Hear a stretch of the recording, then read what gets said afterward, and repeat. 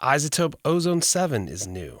And I'm very, very happy about it, actually, because I have been an Ozone user since back in the day, since I think Ozone 4 is where I jumped in. And all the schools where I taught, all the curricula, I always put Ozone in there because students always want to be able to make it commercially loud enough, but make it sound good. And that's really what sort of caused me to fall in love with Ozone, was I found that it had the best limiter out there, period, for me.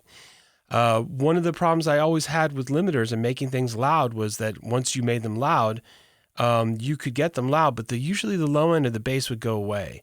And that always bothered me. And Ozone was the first limiter that I thought really made it loud, but retained a lot of the low frequency dynamics that we need in dance music. So I was a lover.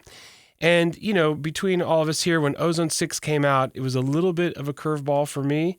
I felt like things were getting taken away from me, and I wasn't sure what I was getting, and I got a couple things. And I think many of us stayed on Ozone 5 with bated breath and hopefulness that something would be amended. And sure enough, here comes Ozone 7 right out there, not long after 6.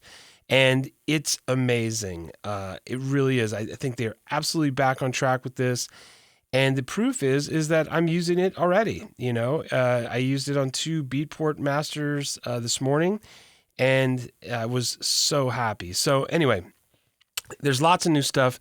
I can't cover everything new in this video, but I will show you what is the most important to me. So the first thing they did is they added vintage tape, and this is in advanced only.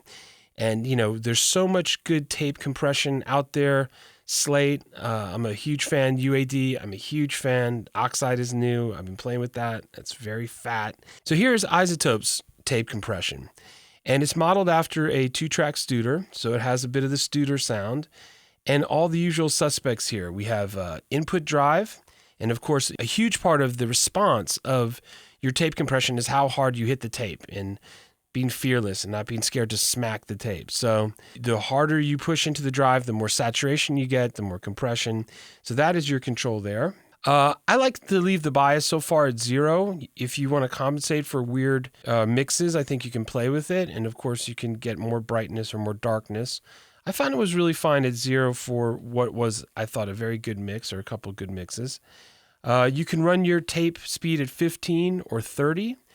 15 is traditionally a little darker with a big bump in the low end. 30 is a little bit more neutral, a little bit more high frequency. I like the 30 on this plugin. I haven't found a use for the 15 yet. Not to say I won't.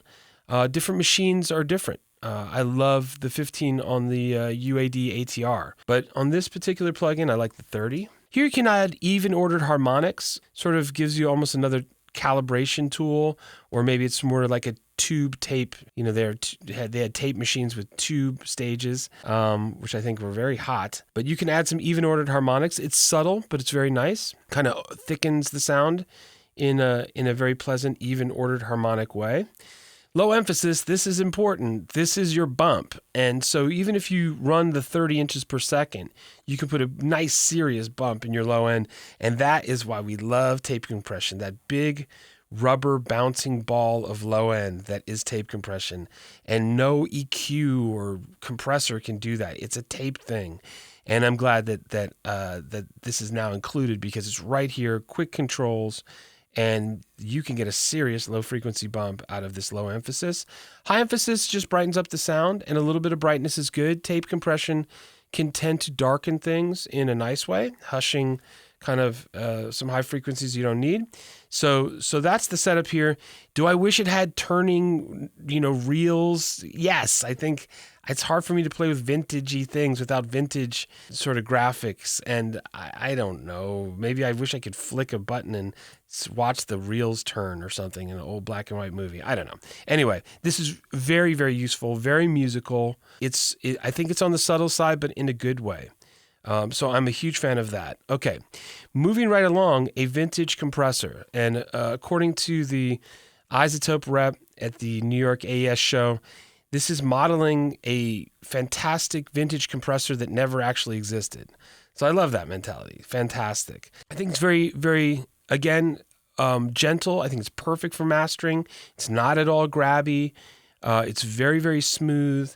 And it's, again, very simple to roll with. And a very cool internal sidechain filtering scheme that's gentle. I jacked it up all the way to 400 right away on all the masters today, just because I don't want the low frequencies to cause the compressor to react. Responded extremely well. The default ratio I thought was very musical. Played with the attack and release, just a little bit of gentle threshold. And balance seemed to work for me on most of the things today, but you have 3 different personalities. And nice to have auto gain, of course. And then next in the vintage lineup is the vintage EQ. And this is Pultec-esque. And again, would I love to see like some peeling off tape and a scratch or something in someone's initials? Yes, but I'll get with the iOSC graphics. Very, very clean. You can do a lot of boosting and it still sounds good, which to me is always sort of the hallmark of a Pultec. And, you know, in this world of digital multiple possibilities, being constrained a little bit to a couple frequencies and a slider, there's something liberating about having fewer choices sometimes. So I thought a little bit of brightness here was really nice. I don't find you're going to probably do much reductive EQ here. I think this is more additive and sweetening, but it's just a nice thing to have. It has a cool sound. It's very smooth, not at all harsh. I think all of these new vintage modules, if I had to pick a word, I'd say they're very, very smooth, and that's nice in a harsh digital world. Not that it's always harsh, but you know what I'm saying. So I think this is very, very useful. You can also do mid-side, which is very cool. And let's look here at the vintage limiter.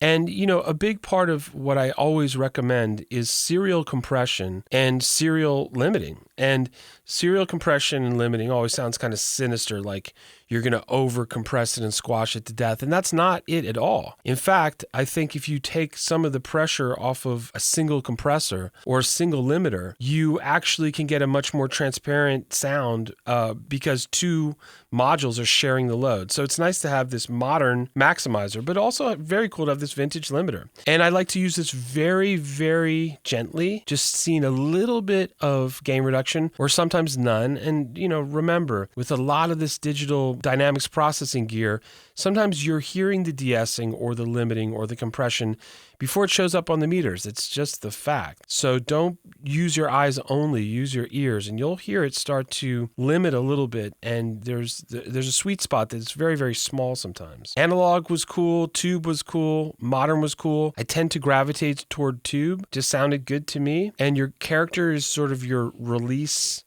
coordinate there, so you can play with that.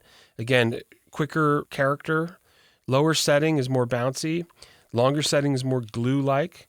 Kind of get your sweet spot between your bouncy and your glue. So very, very helpful to, again, take a little bit of the burden off of the maximizer. And here is, I don't want to say the best part because I love the vintage stuff. Very, very helpful, smooth, great to have it there. It's very intelligently designed controls. But here is sort of the big deal, the thing that made me switch this morning. IRC4, yikes. You know, IRC2 was good, then there was IRC3, and these are intelligent release control algorithms. They're multi-band, but you don't get to see the bands, and it intelligently attacks and releases for you without you having to fiddle with too many multi-band controls. So that's a fantastic thing. IRC3 made for an incredibly fat low end at very high levels of limiting, which is something that we look for when we're mixing and mastering EDM music in particular, or anything that people dance to in the club, you know, whether it's a hybrid thing, whatever, however it works. So I was a huge, and am still a huge IRC3 fan, but wow, IRC4, it's even sicker. It's crazy. And within IRC4, there's 3 flavors, classic, modern, and transient. I think transient is just nuts. Again, 2 masters this morning, and they were quite loud, not obnoxiously loud, but very loud and very dynamic. I was blown away. It was kind of a new experience. Yeah, that's my go-to IRC limiter for single band limiting. I think it's just absolutely modern and miraculous. Hats off to the people at iZotope. You still have your character control, little stereo unlinking to widen up the stereo field. But I am so happy for all of the improvements in Ozone 7. Ozone 7 Advanced obviously would be the one that I'm using. And they also put this very, very cool Codec Preview in here, which, Sonics came out with a while ago, and I was such a fan of that. They have their version. This is a similar thing where you can audition your codec, and then you can make real-time adjustments based on what you hear in your mixing and mastering. And so you can preview through to the end codec if it's going to be on Spotify or Apple, and you can make little adjustments, and you can even solo the artifacts. A very, very cool way to work, and it also enables you to A/B reference with MP3s that are popular that you think you'd like your song to stand up next to, and really A/B intelligently with the codec in preview. So once again, I've been a long-term iZotope fan and proponent and teacher. I've always put it in my curricula, and I'm very excited for Ozone 7 Advanced. I think they did so many things right, and this is now absolutely part of my setup. So I just wanted to share the overview with you. Also, I have a Mac Pro video course coming where I show the entire mastering of one song from start to finish with Ozone 7 Advanced.